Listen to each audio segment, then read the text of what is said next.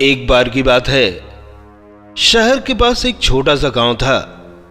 उसी गांव के पास एक जंगल था। वह जंगल बहुत ही घना था। उस जंगल में एक जादुई पेड़ था।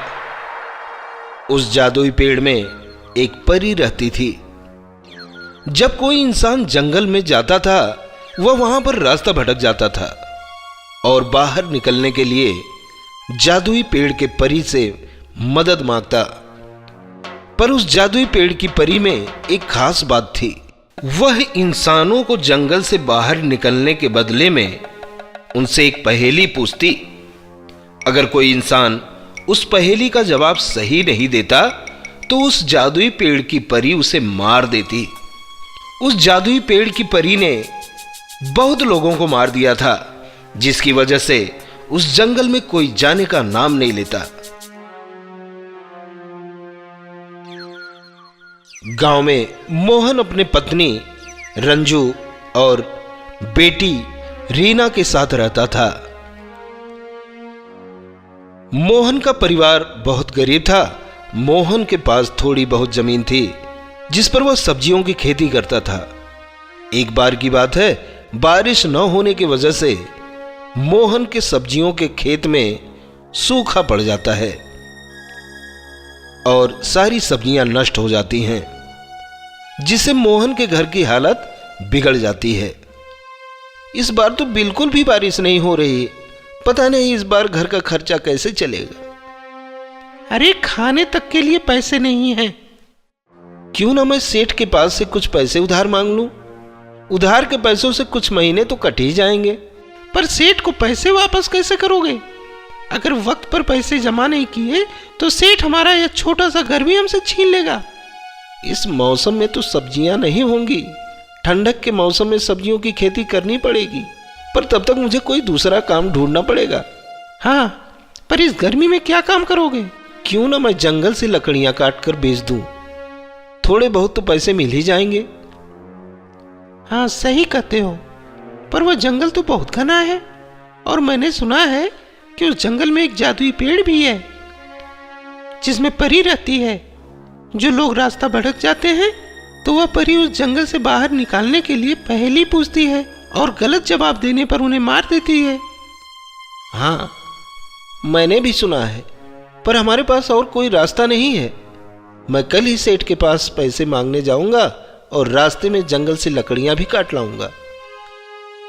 अगली सुबह मोहन कुल्हाड़ी लेकर निकल जाता है। मोहन पहले सेठ के पास जाता है। सेठ जी, इस बार सब्जियों की खेती बर्बाद हो गई है।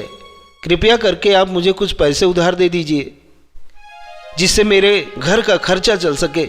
मैं जल्दी ही आपके सारे पैसे वापस कर दूंगा। अरे भाग जा यहां से।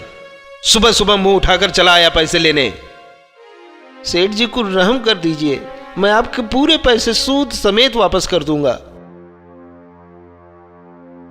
ठीक है, मैं तुम्हें पैसे दे दूंगा, पर तुझे अपनी खेती मुझे देनी होगी। मैं तेरे खेत के दुगने पैसे दूंगा। बोल, देगा अपना खेत? खेत सेठ जी, मेरे घर का खर्चा खेत से निकलता है। अगर मैं वह खेत आपको दे दूंगा तो मेरे पास कुछ भी नहीं बचेगा। तो भाग जा यहां से। बड़ा आया पैसा मांगने। मोहन उदास होकर वहां से चला जाता है और रास्ते में उसे एक कुल्हाड़ी मिलता है। वह उसे उठा लेता है। अरे वाह, अब इस कुल्हाड़ी की मदद से मैं जंगल में लकड़ियां काट सकूंगा।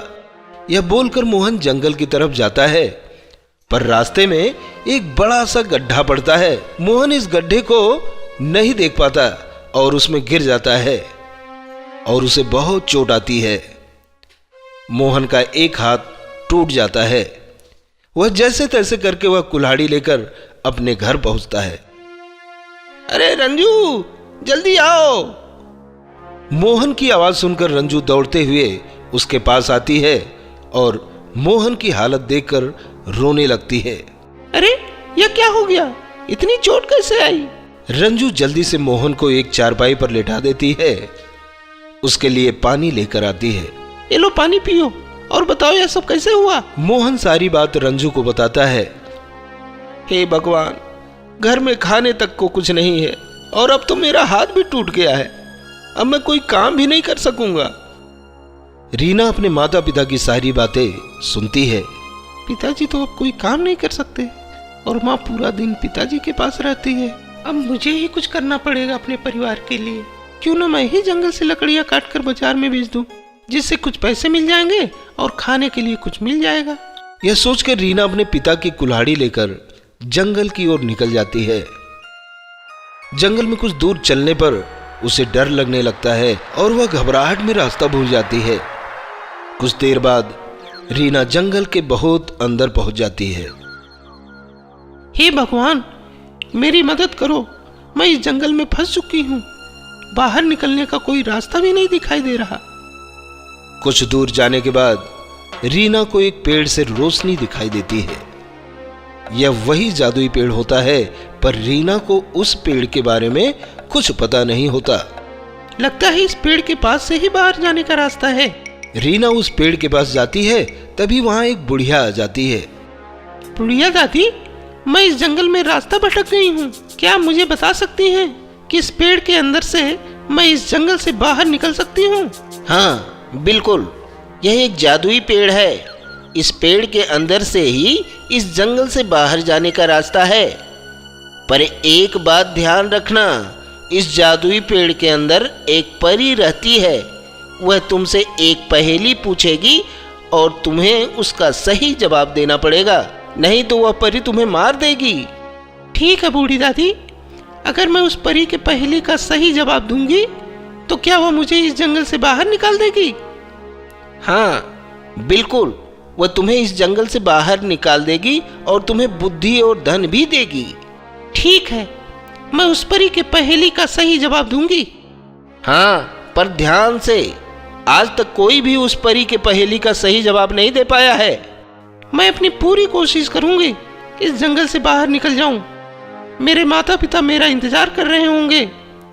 इतना बोलकर रीना उस चमकीले और जादुई पेड़ के अंदर चली जाती है और वहां उसे एक परी दिखाई देती है। आओ रीना, इस जादुई पेड़ में तुम्हारा स्वागत है। मुझे पता है कि तुम अपने परिवार के लिए इस जंगल से लकड़ियां काटने आई थी, पर अगर तुम्हें इस जंगल से बाहर जाना है तो तुम्हें एक पहेली का जवाब देना पड़ेगा। मैं तैयार हूँ, मुझे अपने परिवार के पास जाना है। मेरे माता पिता मेरा इंतजार कर रहे होंगे। ठीक है, मैं तुम्हें तुम्हारे घर जाने दूंगी, पर उससे पहले तुम्हें मेरे एक पहेली का सही जवाब देना होगा। पर अगर तुमने गलत जवाब दिया तो मैं तुम्हें मार दूंगी। मुझे मंजूर है, आप पहेली पूछो। परी तुरंत रीना को एक सुंदर से सोफे पर बैठा देती है और उससे पहेली पूछती है। तो बताओ रीना, 3 अक्षर का मेरा नाम, पहला कटे तो राम राम, दूजा कटे तो फल का नाम, तीजा कटे तो करू काटने का काम। बताओ क्या है मेरा नाम? पहेली सुनकर रीना गहरे सोच में पड़ जाती है। रीना के जवाब न देने पर परी अपने हाथ से रीना को मारने के लिए उसे पकड़ती है कि तभी रीना बोलती है, मुझे इस पहेली का जवाब पता है, जल्दी बताओ। आराम, सही जवाब रीना, तुमने मेरे पहेली का बिल्कुल सही जवाब दिया। मैं तुमसे बहुत खुश हूँ। अब मैं तुम्हें तुम्हारे घर पहुँचा दूंगी और ये लो खजाना, जिससे तुम्हारे परिवार की मदद हो जाएगी। परी अपने जादू से रीना को खूब ढेर सारा खजाना देती है और उसे उसके घर पहुंचा देती है। रीना खजाना लेकर अपने माँ को बुलाती है। माँ, माँ, जल्दी आओ, ये देखो मैं क्या लाई हूँ। अरे इतना क्यों चिल्ला रही है, क्या बात है? रंजू दौड़कर रीना के पास आती है और उसके हाथ में खजाना देखकर खुश हो जाती है। रीना अपने माता पिता को जादुई पेड़ और परी की सारी बात बताती है और खजाने की मदद से मोहन का इलाज अच्छे से होता है और रीना एक अच्छे स्कूल में पढ़ने जाती है।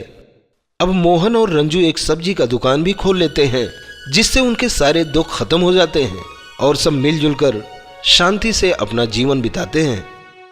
सीख, इस कहानी से हमें यह सीख मिलती है कि हमें कोई भी काम सोच समझकर करना चाहिए।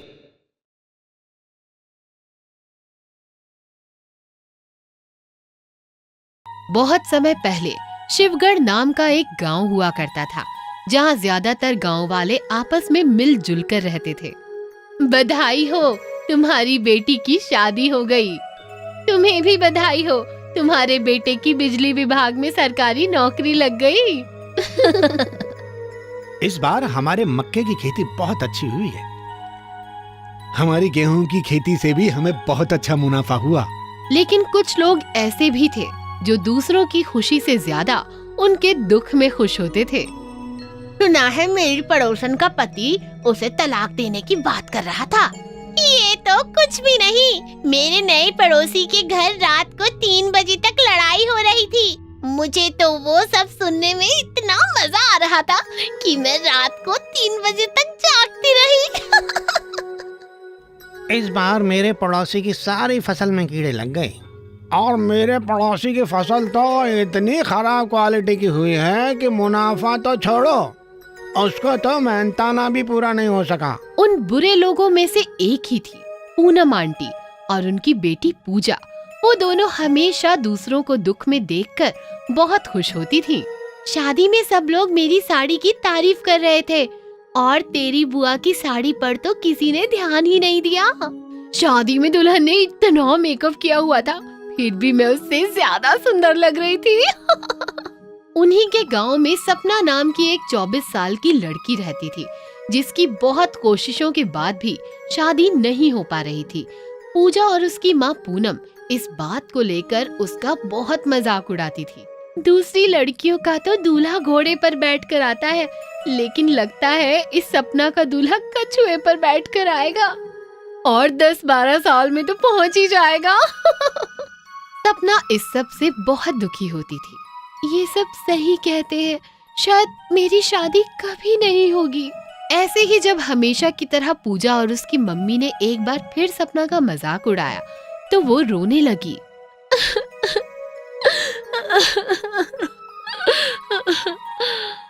तभी उसकी सहेली उसके पास आई और उसे रोते हुए देखकर समझ गई। लगता है आज पूजा और उसकी मम्मी ने फिर से तेरी शादी का मजाक उड़ाया है। तू एक काम कर, तू 16 सोमवार के व्रत रख। तेरे व्रत से खुश होकर शिव भगवान तेरी शादी जरूर करवा देंगे। सच? 16 सोमवार का व्रत रखने से मेरी शादी हो जाएगी? बिल्कुल। और फिर अपनी सहेली की बात मानकर सपना ने अगले ही सोमवार से 16 सोमवार का व्रत रखना शुरू कर दिया। देखते ही देखते उसके 16 सोमवार के व्रत पूरे हो गए। शिव भगवान जी, आज मेरे 16 सोमवार के व्रत पूरे हो गए। अब आप जल्दी से मेरी शादी करवा दीजिए। जल्द ही शिव भगवान